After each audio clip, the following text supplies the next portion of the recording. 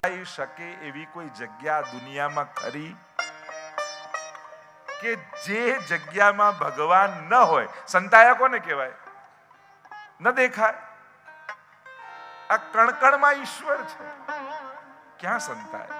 અને એને ક્યાં છુપાવવું ગમે છે, એને ક્યાં વસવું ગમે છે? આ બધી ચર્ચાઓ ગોપી ગીતમાં આપણે કરીશું. સીધો આવું 10મ સ્કંદ 90 અધ્યાય, અને એમાં આ 5 અધ્યાય રાસ પંચાધ્યાયીના 26, 27, 28, 29, 30 એમ 3 અધ્યાય પ્રક્ષિપ્ત માનો તો, યા 29, 30, 31, 32, 33 સુબોધની અનુસાર 3 અધ્યાય મહાપ્રભુજી 12, 13 અને 14 આ 3 અધ્યાયને પ્રક્ષિપ્ત માન્યા. જે કથામાં બ્રહ્માજીને મોહ થાય છે, મહાપ્રભુજી કહે છે કે આ લીલા તો ઠાકોરજીએ કરી છે, પણ સારસ્વત કલ્પની આ લીલા નથી. અને ભાગવતની મહત્તા, 10મ સ્કંદની મહત્તા ભાગવતમાં એ સારસ્વત કલ્પની લીલાથી છે. કારણ કે કૃષ્ણ શબ્દ પુરાણોમાં પૂર્ણ પુરુષોત્તમ ભગવાન શ્રી કૃષ્ણ માટે છે, પણ અન્ય પુરાણોમાં કૃષ્ણની જે કથા છે એ સારસ્વત કલ્પમાં પ્રગટેલા પૂર્ણ પુરુષોત્તમની નથી, એ અવતાર રૂપે પ્રગટેલા કૃષ્ણની છે. આ થોડી ગહન ચર્ચા થઈ જશે, એનો વિસ્તાર નથી કરતો, પણ અન્ય પુરાણોમાં જે કૃષ્ણ શબ્દ છે એ ક્યાંક ક્યાંક અવતાર કૃષ્ણ માટે છે, પણ શ્રીમદ ભાગવતમાં જે કૃષ્ણ લીલા છે એ એતે ચાંસ કલા પુંસ કૃષ્ણસ્તુ ભગવાન સ્વયં, સાક્ષાત પૂર્ણ પુરુષોત્તમ જે પરમાત્મા છે એ જ કૃષ્ણ રૂપે નંદાલયમાં સારસ્વત કલ્પના દ્વાપરમાં પ્રગટ થયા છે. અને એટલે અન્ય પુરાણો કરતા ભાગવતની મહત્તા એટલા માટે છે, અન્ય જગ્યાએ અવતાર કૃષ્ણની કથા છે, શ્રીમદ ભાગવતમાં અવતારી કૃષ્ણની કથા છે. સ્વયં બ્રહ્મ પોતે કૃષ્ણ રૂપે પધાર્યા છે, એની કથા છે. સિતારનો અવાજ થોડો ઓછો કરો. તો એક પૂર્ણ પુરુષોત્તમની કથા છે. એ કથામાં હવે આપણે પ્રવેશ કરવા જઈ રહ્યા છે, રાસ પંચાધ્યાયીની કથા. અને આ તો એવી કથા છે કે જ્યાં પરીક્ષિત જેવા ભક્તને પણ શંકા થઈ કે પ્રભુ આવી લીલા કરે છે. અને એટલે સુખદેવજીએ બધી જ લીલાઓ ન સંભળાવી. સૌથી પહેલા તો અહીં સમજી લો, આજ સુધીના જેટલા સંતો, મહાત્મા, આચાર્યો, મહાપુરુષો થયા એ બધાએ રાસ લીલાને સર્વોચ્ચ લીલા કહીને ગણાવી છે. કૃષ્ણની સર્વ લીલાઓમાં સર્વોત્તમ, સર્વશ્રેષ્ઠ કોઈ લીલા હોય તો એ રાસ લીલા છે. આજ સુધીના જેટલા મહાત્માઓ થયા, જેટલા સંતો થયા એ બધાએ સર્વોપરી આ લીલાને કહી. કારણ બધામાં ભગવાને પોતાની કૃપાનું દાન કર્યું છે, રાસમાં ભગવાને સ્વયંનું દાન કર્યું છે. કૃષ્ણ રસને વાટ્યો છે, એટલે જ્યારે પોતાને આપવા પરમાત્મા જ્યારે પ્રવૃત્તમય થયા છે એને સર્વોચ્ચ લીલા કહી છે. રસાનામ સમૂહો રાસ. અને એટલા માટે આ રાસ લીલાને કોઈ સાધારણ લીલા ન જાણતા. આ કોઈ ગરબો નથી, આ કોઈ નૃત્ય નથી. 5 પ્રકારથી પ્રભુએ સ્વસ્વરૂપનું સ્થાપન વ્રજભક્તોમાં કર્યું છે. એ લીલા રાસ લીલા છે. એટલે જ જ્યારે રાસ લીલામાં પ્રવેશ કરીએ, એમ તો આ લીલામાં પ્રવેશ કરવા માટે પણ એક અધિકાર જોઈએ. કારણ કે સૌથી પહેલા તો એ સમજી લો કે આ લીલા ગાઈ કોણ રહ્યું છે? ગાય છે સુખદેવજી. અને સુખદેવજી કેવા છે? યમ પ્રવ્રજંત મનુપેત મપેત કૃત્યમ દ્વૈપાયનો વિરહ કાતર આજુહાવ પુત્રેતિ તન્મય તયા તરવોભિનેદુ તમ સર્વભૂત હૃદયમ મુનિમાનતોસ્મિ. સર્વભૂત હૃદયમ, જેને ઈશ્વર સિવાય બીજું કંઈ દેખાતું જ નથી. કારણ કે કોઈ પણ રચનાને ન્યાય ત્યારે જ આપી શકાય જ્યારે એના રચયિતાના લેવલ પર બેસીને એની રચનાનું અવલોકન કરવામાં આવે. સુખદેવજીની અવસ્થાને જ્યાં સુધી તમે પૂરો ન્યાય ના આપો, એ અવસ્થાઓને અનુભવ ન કરો ત્યાં સુધી રાસને પણ પૂરો ન્યાય ન આપી શકાય. કઈ અવસ્થા પરથી ગાઈ રહ્યા છે?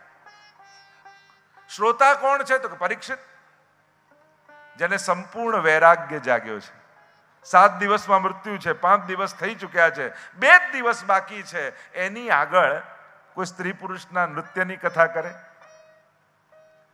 વિચાર કરો શ્રોતા અને વક્તા બંનેની અવસ્થા.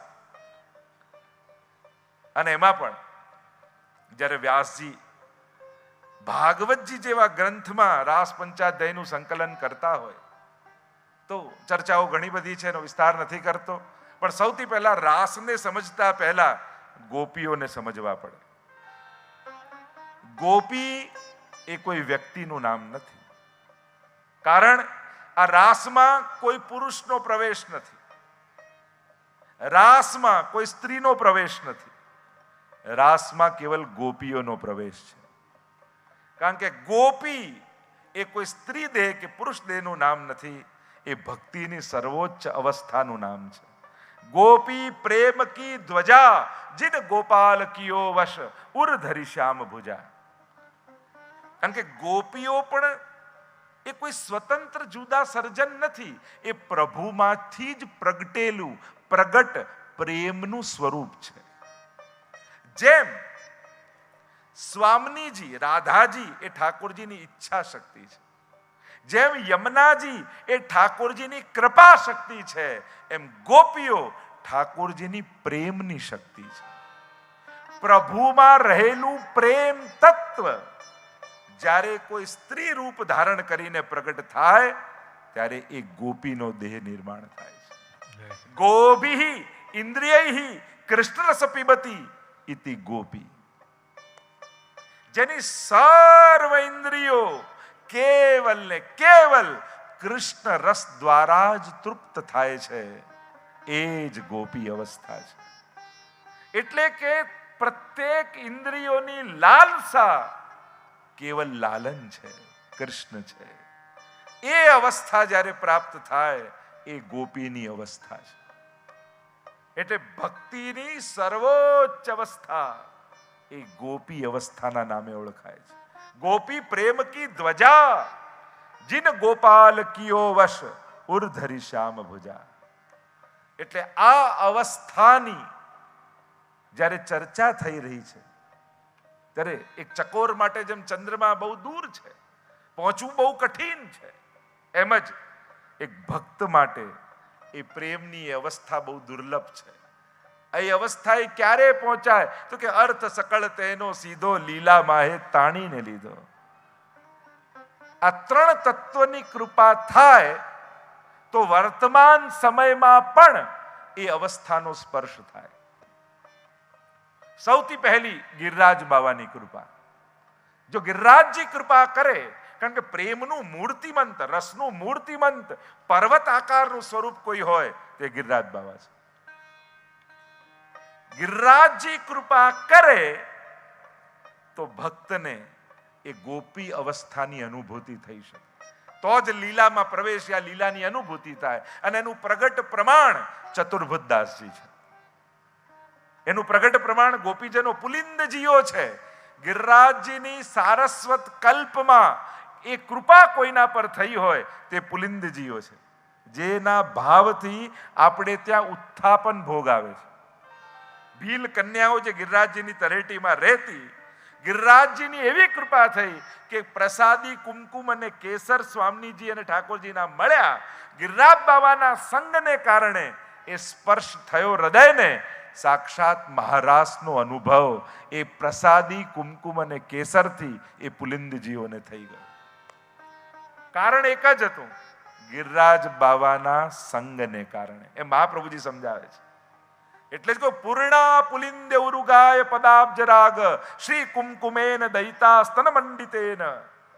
ત્યાં પ્રશ્ન જગાવ્યો સુબોધનીજીમાં, કોઈની આગળ પૂર્ણ શબ્દ ન લખ્યો તો આ પુલિંદજીઓ આગળ પૂર્ણ કેમ? તો કહ્યું એમને હરિદાસ વર્ય એવા ગિરિરાજજીનો સંગ છે, એટલે સ્વામીજીના ભાવની અનુભૂતિ એમને થઈ, એટલે પૂર્ણ થઈ ગઈ છે. તો પહેલું કારણ ગિરિરાજજીની કૃપા, બીજું કારણ શ્રી યમુનાજીની કૃપા. જો યમુનાજી કૃપા કરે તો કે પ્રેમ કે સિંધુ કો મર્મ જાન્યો નહીં, કા ભયો દેહ બોરે. શ્રી યમુનાજી એ તો વહેતો પ્રેમનો પ્રવાહ છે. એ જળ નથી વહી રહ્યું, એ પ્રેમ વહી રહ્યું છે. એમાં રજ અને રસ આ બંને કોઈ એક જગ્યાએ હોય એ શ્રી યમુનાજી છે. જ્યારે યમુનાજી કૃપા કરે છે 41 પદમાં તો કેટલી બધી ચર્ચાઓ. અને યમુનાષ્ટકને જો પ્રમાણ કહું તો મુકુંદ રતિ વર્ધિની, ઠાકોરજીમાં પ્રેમનું વર્ધન કરાવનારા કોઈ હોય તો શ્રી યમુનાજી છે. અને ત્રીજી કૃપા આ કલયુગમાં કોઈની હોય તો શ્રી મહાપ્રભુજીની કૃપા. શ્રી વલ્લભ કૃપા કરે તો એ ગોપી અવસ્થાની અનુભૂતિ આજે પણ થઈ શકે. કારણ કે મહાપ્રભુજીએ કરાવી છે. 84 વૈષ્ણવની વાર્તા જુઓ. નંદ મહોત્સવથી લઈને મહારાજ સુધીનો અનુભવ. શેઠ પુરુષોત્તમ દાસના ઘરે આજે પણ કૂવો છે, કાશી જે ગયા હશે બનારસ, અને જ્યારે નંદ મહોત્સવનું વર્ણન કર્યું અને બધા જ કૂપમાંથી પ્રગટ થવા લાગ્યા. નંદ ઘેરા નંદના ધ્વનિ કરતા કરતા સમસ્ત વ્રજભક્તો, સમસ્ત નંદ બાબા, યશોદાજી બધા પ્રગટ થયા. અને ત્યારે મહાપ્રભુજીએ વિનંતી કરી, આ રીતે પ્રગટ સ્વરૂપે ન પધારજો. હવે અમે નંદ મહોત્સવ હશે ત્યારે વૈષ્ણવોને ગોપી ગ્વાલ નંદ યશોદાજી, અમે પોતે યશોદાજી નંદ બાબા બનાવીશું મુખિયાજીને, અને એમાં આપ આનો આવેશ કરાવજો, પણ પ્રગટ સ્વરૂપે ન પધારતા. પણ ત્યાં નંદાલયના નંદ મહોત્સવની અનુભૂતિથી લઈ દરેક પ્રકારની લીલા, હું જો 84 વૈષ્ણવનો એક એક પ્રસંગ કહેવા જાઉં તો બધી અનુભૂતિઓ છે. અને છેક મહારાજ સુધીનો અનુભવ શ્રી મહાપ્રભુજીની કૃપાથી. કૃષ્ણદાસ અધિકારીની વાર્તામાં જુઓ, રાસલીલામાં આસક્તિ છે ને, અને કીર્તન કહી રહ્યા છે, રાસ થઈ રહ્યો. એવા તો અનેક પ્રકારના પ્રસંગો તમને કહું તો સમસ્ત લીલાઓની અનુભૂતિઓ શ્રી મહાપ્રભુજીએ કરાવી છે. અને કરાવી હતી એમ નહીં, આજે પણ ઘરે ઘરે ઠાકોરજી પધરાવ્યા અને કરાવી રહ્યા છે, થઈ જ રહી છે. તો અત્યારના સમયમાં જે એ વ્રજભક્તોના ભાવને અનુભવ કરવો હોય તો શ્રી મહાપ્રભુજીની કૃપા કરાવી શકે છે. તો એ અવસ્થા એ ગોપી અવસ્થા છે. દસમા સ્કંદમાં અનેક ભાવ તમને જોવા મળશે ગોપીજનોનો. ઉત્તમ રતિ, મધ્યમ અષ્ટપટરાણીઓનો, કનિષ્ઠ કુબજાનો. કૃષ્ણને પ્રેમ કરનારા અનેક ભક્તો છે, અનેક પ્રકારથી પ્રેમ કરે છે. પણ પ્રેમની પણ એક અવસ્થા હોય છે. પ્રેમ છે બધાને હોય, કોઈ મને ઠાકોરજીમાં પ્રેમ છે, પણ એ કઈ અવસ્થાનો પ્રેમ છે એના પરથી નક્કી થાય ઠાકોરજી કેવા પ્રકારની કૃપા કરશે. પ્રેમમાં બહુ જ મહત્વનું છે માધ્યમ. કોની કાની, કોની આડી, કોના આશીર્વાદ થી આ પ્રેમ પ્રગટ્યો છે. જો આંબા ઘણી જગ્યાએ ઉગે છે, આપણે કે અરે રત્નાગીરી આપૂસ મળે તો મજા આવે. આપૂસ તો ઘણા હોય છે, મહત્વનું બીજ છે. આ બીજ કયું છે, ક્યાં કઈ ભૂમિ પર વાવેલું છે, ક્યાંથી ઉગેલું છે. એમ કૃષ્ણને પ્રેમ કરનારા દુનિયામાં ઘણા છે, પણ હે વૈષ્ણવો, યથા ભક્તિ પ્રવૃદ્ધાસાત તથોપાયો નિરૂપ્યતે બીજ ભાવે દ્રઢેતુ સ્યાત. મહાપ્રભુજી કહે તમારી ભીતર ઠાકોરજીએ પુષ્ટિનું બીજ વાવેલું છે, એટલે આમાં જે ફળ ઉગશે ને એ પુષ્ટિનું ફળ ઉગવાનું છે. અહીંયા જે કૃષ્ણ ઉગવાનો છે ને, જે ફળ રૂપે મળવાનો છે ને, એ સાધારણ કૃષ્ણ નથી ઉગવાનો. સ્વયં સ્વામીજીના હૃદયની નિકુંજમાં જે રમણ કરે છે એ નિકુંજ નાયક શ્રીનાથજી બાબા તમને મળવાનો છે. કારણ કે તમારું બીજ એ છે, જે બીજ છે એ જ ફળ રૂપે ઉગવાનું છે. એટલે આપૂસ તો ઘણી જગ્યાએ ઉગતા હોય, ભક્તિ તો ઘણી જગ્યાએ થતી હોય, પણ તમારું જે બીજ છે એ કોઈ વિશેષ ફળ ઉગાડવાનું છે. અને એ બીજ જેના હૃદયમાં છે એવા ગોપીજનોની ગાથા આપણે ગાવાની છે. પંચાધ્યાયમાં થોડોક પ્રવેશ કરાવું અને પછી રાસ સુધી લઈ જાઉં, કારણ કે સંયોગની અવસ્થા બાદ વિપ્રયોગની અનુભૂતિ કરાવવી પડે. સીધા વિપ્રયોગનું દાન નથી થતું.